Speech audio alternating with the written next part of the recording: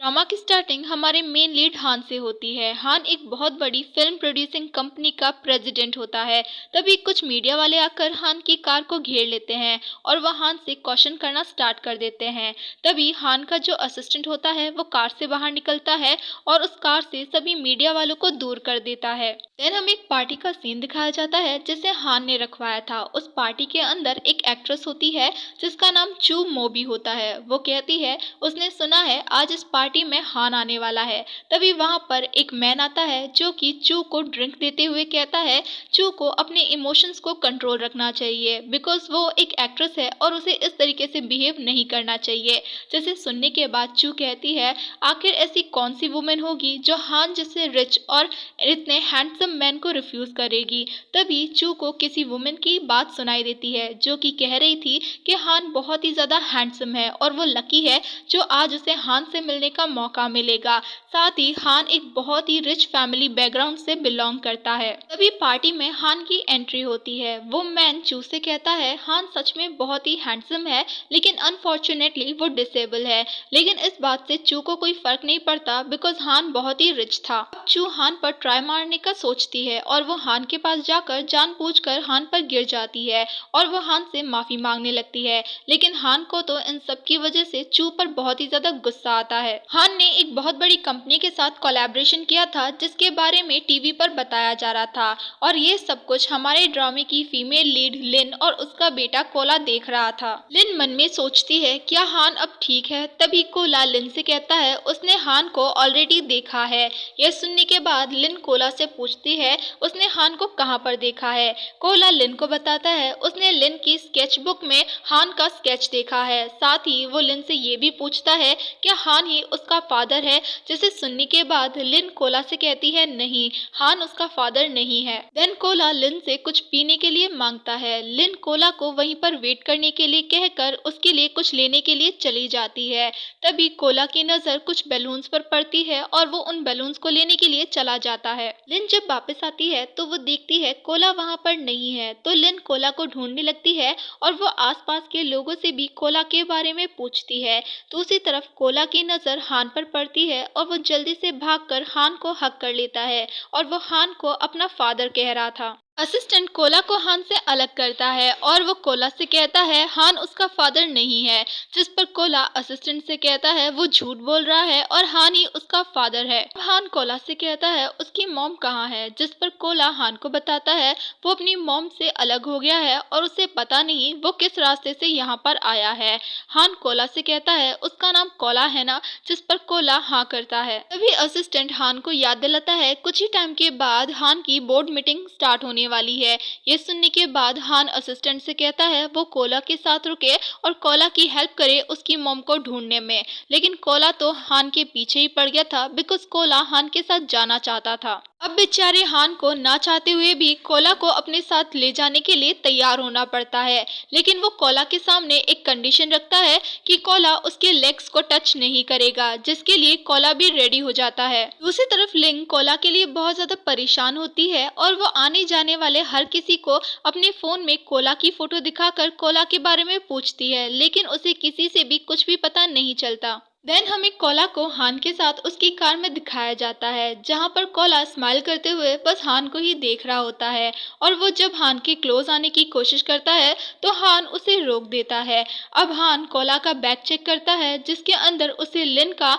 मतलब कि कोला की मॉम का नंबर मिलता है। उसके बाद हान अपने असिस्टेंट को कहकर कोला की मॉम को अपनी कंपनी में बुलवाने के लिए कहता है। दूसरी तरफ हमें लिन को दिखाया जाता है जिसके पास असिस्टेंट का कॉल आता है। असिस्टेंट लिन को हान की कंपनी आने के लिए कहता है। अब लिन भी जल्दबाजी में हाँ कर देती है लेकिन बाद में उसे रियलाइज होता है उसने जिस कंपनी में आने के लिए कहा है वो किसी और की नहीं हान की कंपनी है। अब लिन सोचने लगती है उन सबको 6 साल हो गया है और 6 साल के बाद ऐसा कोइंसिडेंस कैसे हो सकता है। सीन शिफ्ट होता है और हमें लिन को हान की कंपनी में दिखाया जाता है जहाँ पर लिन एक एम्प्लॉय से कोला के बारे में पूछती है। वो एम्प्लॉय लिन को हान के कैबिन में जाने के लिए कह देती है। देन हमें लिन जियाजी को दिखाया जाता है जो कि कंपनी आती है। ये हान की फ्रेंड होती है और इसे आपने ड्रामा की स्टार्टिंग में हान के साथ देखा होगा। जियाजी उस एम्प्लॉय से पूछती है वो इतना क्यों चिल्ला रही है, जिस पर जो एम्प्लॉय होती है वो जियाजी को बताती है आज यंग मास्टर हान किसी बच्चे को कंपनी लेकर आए हैं और उसकी मॉम उस बच्चे को लेने के लिए आई है।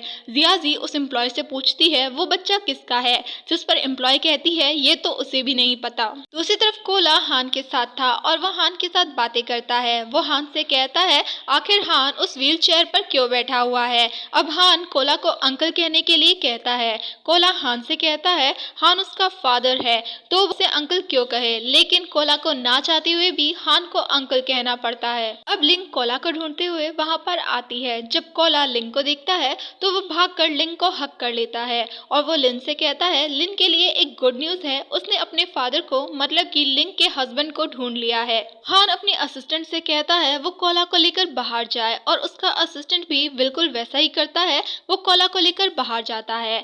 देन हांग लिन से कहता है मिस जोंग आपको देखे हुए काफी लंबा टाइम हो गया। एक्चुअली गाइस हमारी जो लिंग होती है उसका पूरा नाम होता है जोंग लिंग। देन लिंग हान से उसके लेग्स के बारे में पूछती है, जिस पर लिंग हान को बताता है जैसा कि लिंग ने विश किया था अब हान एक डिसेबल है। साथ ही हान लिंग से ये भी कहता है लिंग बहुत ही ज्यादा खुश होगी बिकॉज अब उसे किसी डिसेबल मैन की केयर करने की जरूरत नहीं है।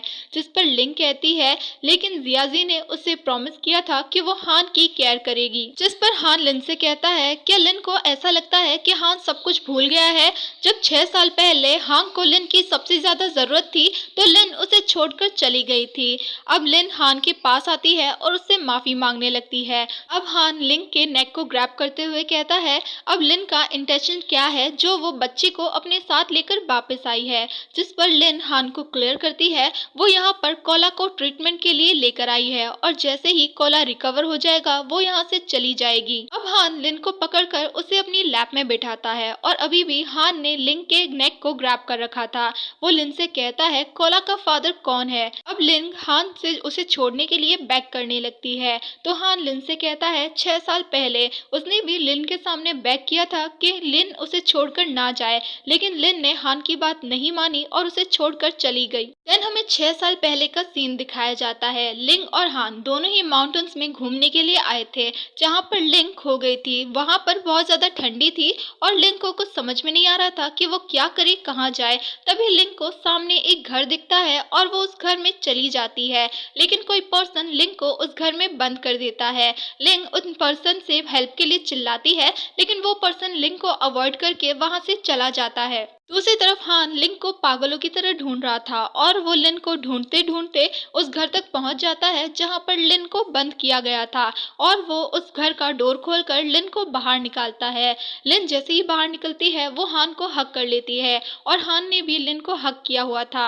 हान लिन से वहां से चलने के लिए कहता है। जब वो दोनों वहां से जा रहे थे तभी एक बड़ा सा पत्थर आकर लिन से टकराने वाला था तो हान लिन को बचाने के लिए उस पत्थर के सामने आ जाता है, जिसकी वजह से वो पत्थर हान को लग जाता है और वो दोनों ही नीचे गिर जाते हैं और बेहोश हो जाते हैं। देन सीन शिफ्ट होता है और हमें हॉस्पिटल का दिखाया जाता है जहां पर जियाजी लिन को ब्लेम करते हुए कहती है ये सब कुछ लिन की वजह से हुआ है। लिन को बचाने के चक्कर में हान की ऐसी हालत हुई है और हो सकता है हान फ्यूचर में डिसेबल हो जाए। लिन को ये सुनकर बहुत बुरा लगता है और वो जियाजी से रिक्वेस्ट करते हुए कहती है वो हान को बचा ले। ये सुनने के बाद जियाजी लिन को उसे फॉलो करने के लिए कहती है।